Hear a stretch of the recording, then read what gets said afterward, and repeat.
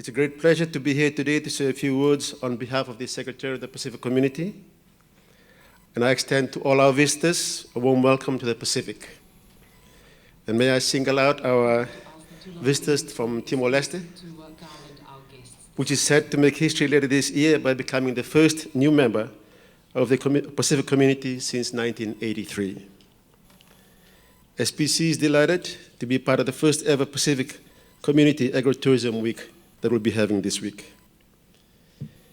Colleagues, this week is all about pinpointing more opportunities for the agriculture and agribusiness sectors within the Pacific's growing tourism markets, and about connecting the key stakeholders so that we see new partnerships being formed throughout the supply chain at the national and regional level.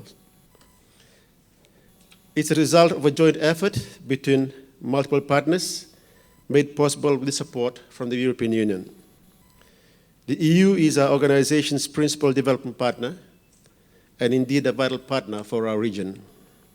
So I wish to acknowledge their substantial support for the Pacific community and the commitment to furthering meaningful development outcomes within the agricultural sector and beyond. The week will consist of capacity building and learning events promoting food tourism and agri-food opportunities. There is a packed program of information sessions, interactive discussions, displays, site visits, and demonstrations.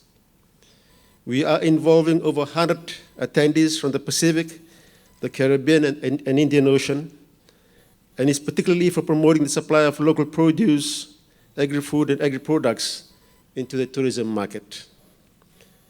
More local content on plates and more local agri-food products on offer for visitors, tourists, and the hotel industry means more income and employment opportunities for our farmers, suppliers, private sectors, and overall greater interest in the agricultural region, in the agricultural sector for our region.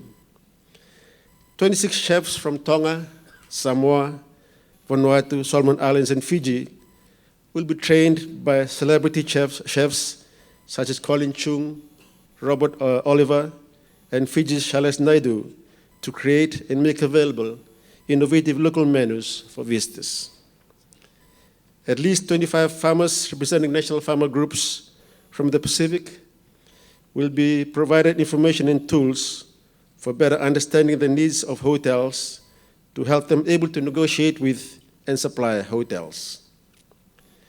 Importantly, a communique will be developed this week to set out a call to action and provide clarity around what we can do collaboratively to address existing challenges and take advantage of the immense opportunities to support stronger linkages between agriculture, agribusiness, and tourism. We should also bear in mind that the processes, tools, and meetings being showcased this week are applicable to any market.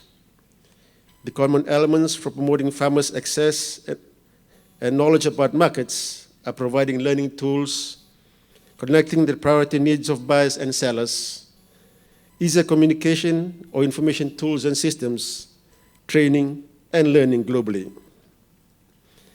The week we will produce learning tools such as videos and processes for key actors such as policymakers, chefs, farmers, and other stakeholders. These will be disseminated widely both at national levels and regionally through portals such as the SPC's Pacific Agriculture and Forestry Policy Network, commonly known as PAFNet, the South Pacific Tourism Organization networks, and networks of other development partners. The events of the week are also demonstrative, showing countries what is possible, especially at national level. And the learning themes for the week will apply not just to world-class resorts like we see here in Denarau, but also to the booming cruise tourism industry. Thank you for taking the time to be part of the week. I hope you will all contribute and in return gain new ideas so that together we can realize the immense opportunities that lie in finalizing this marriage between agriculture and tourism. Once again, welcome. Nak.